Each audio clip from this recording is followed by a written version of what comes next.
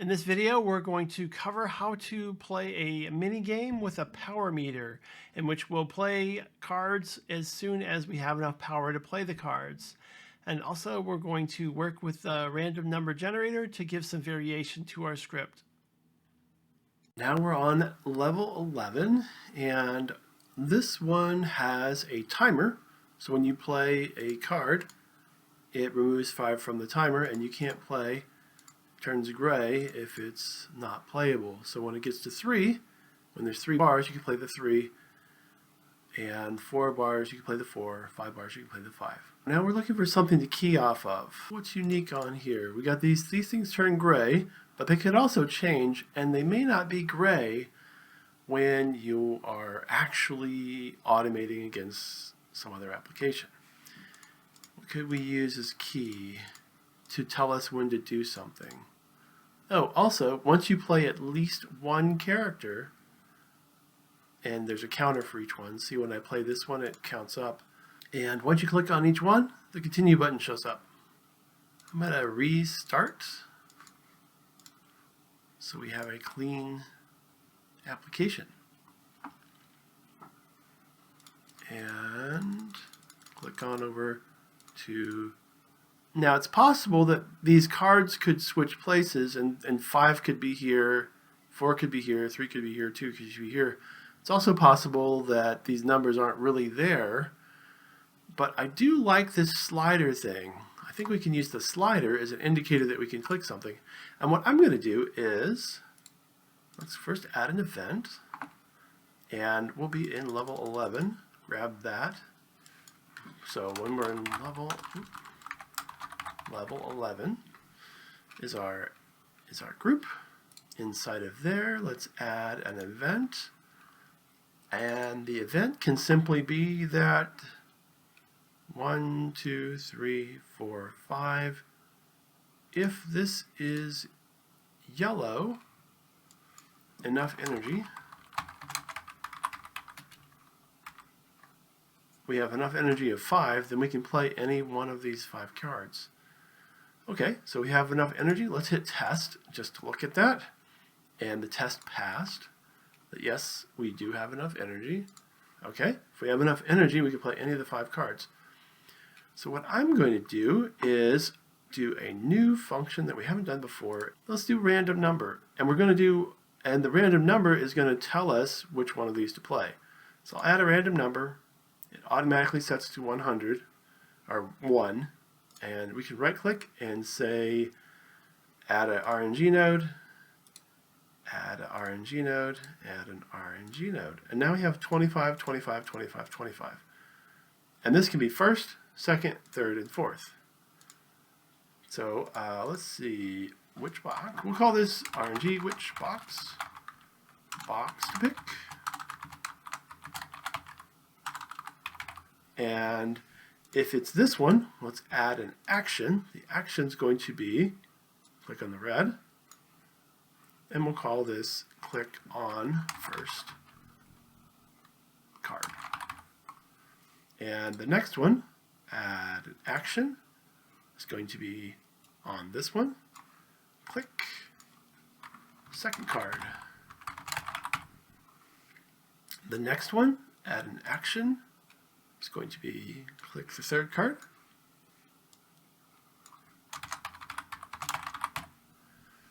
The next one, add an action, is click the fourth card.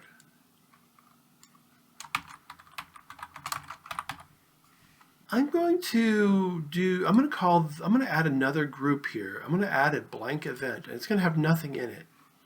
And it's called version 1. Anytime you have an event with no criteria, it's just considered a group. It will always evaluate true. And I want to move enough energy 5. Actually, I want to remove this R. Let's see, wait. If enough energy 5, that means we can play anything. So I want to move this into here, and the RNG section under that. We're going to make multiple versions of how to complete this. Okay, so if we have enough energy, and we're in the version 1 group, we're going to pick a random number, And if it's the first card, click it. Second card, click it. Third card, click it. Fourth card, click it. Let's go ahead and hit run. Okay, so it's clicking the first card, clicking the second card, clicking the third card, clicking the fourth. It's working, but it's not really playing the cards, is it? We just did the click. We didn't do the second part. I'm going to hit pause. To actually play a card, you click on the card, then you click in the gray area. So let's write that part. We'll start with the fourth one. And, okay, now I'm in the run view. You can see by it's grayed out. Click over to design view. And let's do that. So if we click the fourth card, and then I need to add a action. And if I want the screen to be equivalent to what I'm working on, I'll go ahead and click on that. And now take a screenshot. Now I have this gray area. This is a lot nicer. Click and this is, instead of click 25%, we'll click the play area and select this whole section. So it can play anywhere in this box, but we could randomly click on, let's say if there's a bridge here, there's a bridge here and a bridge here, or there's a, an impassable area here. I might want to play like 75% on this side and 25% on this side to kind of shake things up a bit. But in this demo, we're just going to click somewhere in this box. As a default to all clicks, it says go back to home. So I'm going to change it to continue. And again, back to home means after this is completed, it goes back to the home. Right here. This is home with the house. But if I change it to continue, now it's just going to keep going. So it will, if it hits the fourth one, it'll click the fourth card, it'll wait 1 second, then it'll go to the next area and click the second card, or click the play area, and then go back to home. I'm going to hit save, and let's go ahead and, if you drag the nodes around, it will move them to the top. If you hold control while you do it, it'll make a copy. So I made a copy of click the play area. It's not in the right place. It needs to be down, so I'm going to hit control down arrow. This one, I want to move down. I could hit control down arrow, but I'll just use the right click advanced move and move it down. So click the play area is at the bottom. I'm going to hold control, drag. It's going to see that plus sign. It's going to put it at the top. I control down arrow to move it down. Same thing again here. Control down arrow. And now I have click the first card, do the play area. Let's change our clicks, continues. And the fourth one should already be continue, and it is. Now let's hit run. So click the third card, click the first card, and then the play area. Click the first card and play area. And you can see that when it clicks it, it's removing the energy. And now we've played at least one of these, and we can hit continue. The continue button's available for us to click. Let's say I only want to play each card one time. We can click the first card, second card, third card, or fourth card. Let's go ahead and do that. Let's add a action, and this is going to be called click card 1, and we'll add another action, click card 2. Now, just because I said click card 2, I need to actually draw a box or it won't actually do it. All right, let's go ahead and add another action, click card 3, and we will do that, and add another action, click card 4. So we have these click events, and we only want to click it one time. So I'm going to introduce a new feature here called the limit section. And what we can do is we can say, I only want to click, in fact, let's set this up a little differently. Let's make it so that this clicks it once, this does 2, this does 3, and this does 4. So I want to click this one time, 2 times, 3 times, and 4 times. And then I'll click the continue button. We'll call this version 2, and then we'll call it 1x, 2x, 3x, 4x. Click card 1. If we want to, what we can do is we can use this tool here called Enable Limits. And what this will do is it will set a limitation on how often this can be done. And there are 3 types of limits: iteration, time, and once per session. Once per session will run 1 time during the entire session once you hit run.